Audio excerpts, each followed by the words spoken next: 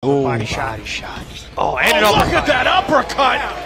Walang talong Mexicano ay humagulgol ng iyak matapos matalo via knockout sa isang Pilipinong boksingero.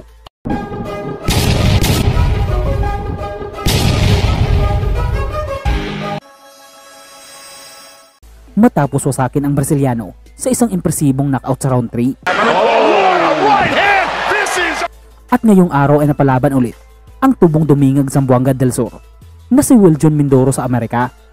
At dito sa pagkakataong ito ay napalaban ito sa isang walang talong Mexicano na si Omar Gutierrez Munguia sa isang ulong round ng bakbakan sa middleweight division na hindi lubos akalain ng kampo ng Mexicano na isang round lang sila tatapusin ng isang knockout puncher na Pinoy. Number one powerfully built. Yeah, when you got right, so Yeah. I mean, he doesn't see how Munguia deals with it. Like we see pretty good punching power, and he's trying to back. No, so back of the head. Foul. Equilibrium.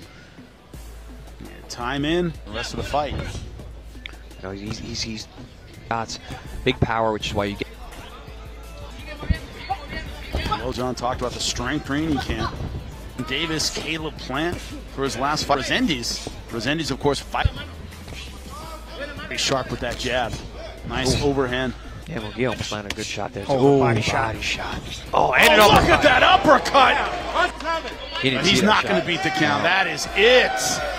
Omar Munguia in round number 1. Ang labang ito ay hindi na pinatagal ni Kabayan na tinapos agad ang laban sa isang knockout sa round 1 na pinaiyak pa ang Mexicano matapos dungisan ng Pinoy ang malinis na boxing record nito.